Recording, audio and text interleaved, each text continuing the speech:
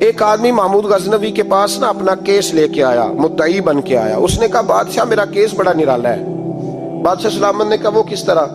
کہنے لگا یہ میرے پاس ایک تھیلی ہے، میں نہ سفر پہ جانے لگا تو یہ تھیلی پوری ہیروں کی بھری ہوئی. فلاں علاقے کے جو قاضی صاحب ہے نا، میں جاتی دفعہ میں کہیں سفر پہ جا رہا تھا تو میں ان کے پاس چھوڑ گیا کہ رستہ لمبا ہے، کہیں کو مجھ سے چھین نہ لے، ہیروں کی بھری ہوئی. کچھ دنوں کے بعد میں واپس آیا ہوں، قاضی صاحب نے مجھے تھیلی واپس کی ہے تو اس میں ہیروں کی بجائے کھوٹے سکے نکلے. اب میں نے قاضی صاحب سے کہا ہے تو قاضی صاحب تو میرے گریبان تک آتے ہیں، وہ کہتے ہیں بتا کہیں سے پھٹی ہے، کھلی ہے؟ وہ جس طرح ٹانکے لگا کے تو نے سی تھی اسی طرح لگے ہوئے ہیں کہ نہیں؟ تو حضور لگے بھی بالکل اسی طرح ہے، نہ پھٹی ہے نہ کھلی ہے. اب میں لٹ گیا ہوں، میری کل عمر کی کمائی ضائع ہو گئی، کھوٹے سکے کہاں اور ہیرے کہاں؟ تو مہربانی کریں اور آپ کی بارگاہ میں اللہ رسول کے نام پر حلف دیتا ہوں کہ میں ہوں بالکل سچا. محمود غزنوی کہنے لگے تو جا، تھیلی چھوڑ جا، اور جب میں تجھے بلاؤں گا پھر دوبارہ آنا. وہ شخص چلا گیا. محمود غزنوی اٹھے، دربار برخاست کیا، لوگوں سے کہنے لگے چلے جاؤ، میں 3 دن کے لیے سیر کرنے جا رہا ہوں، 3 دن کے بعد لوٹوں گا. اکیلے جب رہ گئے نا محمود دربار میں تو محبوب نے چھری منگائی. وہ جس تخت پہ بیٹھتے تھے وہاں گدا بچھا ہوا تھا، یہ گدا پڑا ہے نا، وہ گدا بچھا ہوا تھا. محمود نے چھری کے ساتھ اس کو پھاڑ ڈالا اور چھری جیب میں رکھی نکل گئے. کہنے لگے میرے بعد کوئی میرے دربار والے احاطے میں داخل نہ ہو. محمود چلے گئے. اب وہ صفائی کرنے والا جب آیا نا، اس نے آ کے دیکھا تو گدا تو پھٹا ہوا ہے. اس نے شور ڈال دیا، پہرے دار بھی آ گئے، فلاں صاحب بھی آ گئے، فلاں صاحب. اس نے کہا وہ خدا کے بندو، اس کا گدا پھٹ گیا ہے، وہ تو مار ڈالے گا. اس نے کہا تھا سوائے صفائی اور نگرانی والے کے دوسرا آئے کوئی نہ، اور یہاں آیا بھی کوئی نہیں. پہلے دن ہی پھٹا ہوا ہے تو لٹکا دے گا سب کو، کیا کریں؟ شور ہو گیا، سارے دربار کے ملازمین اکٹھے ہو گئے. ایک بندہ بولا، کہنے لگا فکر نہ کرو، میں کیسے بندے کو جانتا ہوں، اس طرح سیے گا کہ جس نے پھاڑا ہوگا اسے بھی پتہ نہیں چلے گا کہاں سے پھٹا تھا. ایسا بہترین رفو کرے گا کہ پتہ بھی. اس نے کہا یار ہم سارے 1 مہینے کی تنخواہ دیتے ہیں، تو بندہ بلا. وہ بلا لیا اس کو، اس کا نام محمد رفو گر تھا. وہ آیا، اس کو گدا دکھایا، اس کا یار اس طرح سینہ پتہ نہ چلے. اس نے کہا فکر ہی نہ کرو، میں بڑا کاریگر ہوں. بڑے بڑے کاریگر لوگ نہیں ہمارے ملک میں پائے جاتے، کوئی نشان چھوڑتے ہیں پیچھے بڑے. احمد رفو گر کہنے لگا اس طرح سیوں گا کہ پھاڑنے والے کو بھی پتہ نہیں. ان کا پیسے لے یار تو سی دے.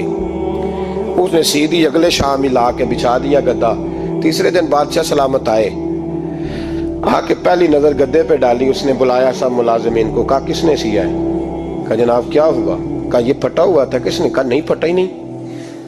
وہ کہنے لگے بنو بات، میں خود پھاڑ کے گیا تھا، تو بتاؤ صحیح سیا کس نے ہے؟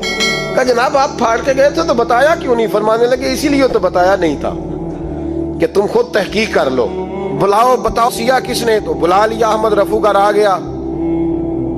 اس کو جب بلا کے سامنے بادشاہ کھڑا کیا، کہا بھئی تو نے سیا ہے؟ کہنے لگا حضور آپ کے سارے ملازم کٹھے ہو کے آئے تھے، میری غلطی کوئی نہیں. کہا نہیں یار تو بڑا کاریگر ہے، میں نے اپنے ہاتھ سے پھاڑا تھا پر مجھے بھی نہیں پتا چل رہا کہاں سے پھٹا تھا.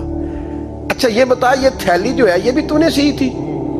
اس نے کہا جی آپ کے خادم کا ہی کارنامہ ہے، وہ فلانے علاقے کے قاضی صاحب آئے تھے، اس میں سے ہیرے نکال کے تو کھوٹے سکے بھرے تھے، تو مجھے بھی تھوڑا سا حصہ ملا تھا. محمود نے سارے گواہ بھی اکٹھے کر لیے، ثبوت بھی اکٹھے کر لیے.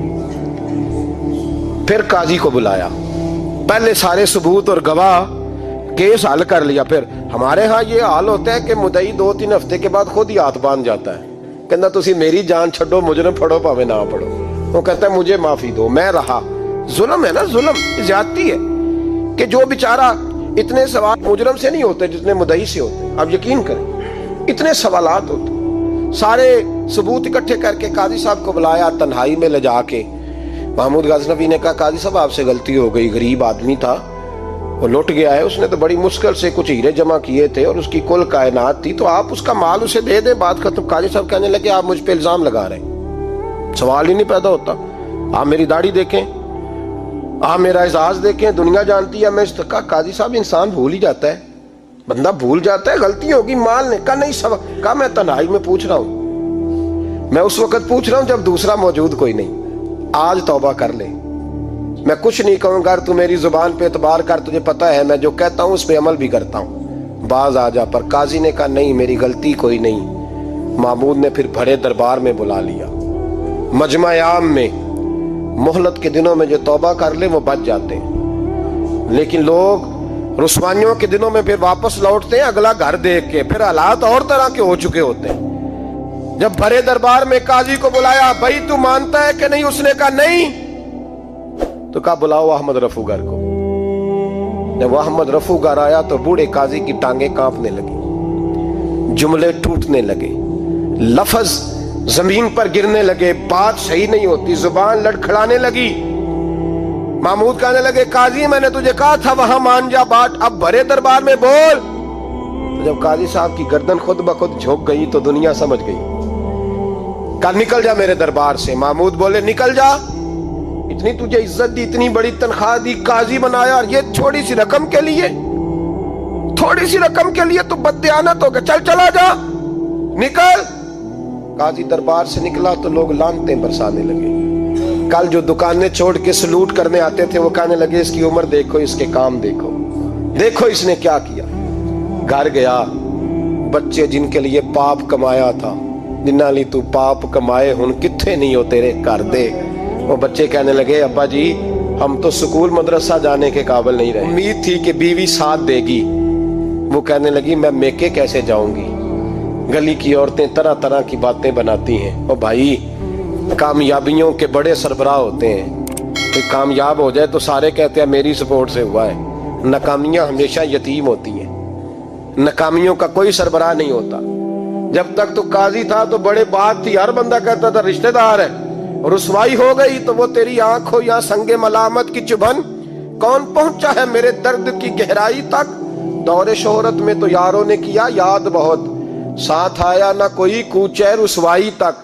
और मियाँ साहब कहने लगे सारी उम्र ही आटा गुद है, मैं लखा कीते नहीं पेड़े, अब वक्त आया ही ते मोहम्मद बख्शा कोई नहीं हूं बैठा नेड़े। हालात ही बदल गए।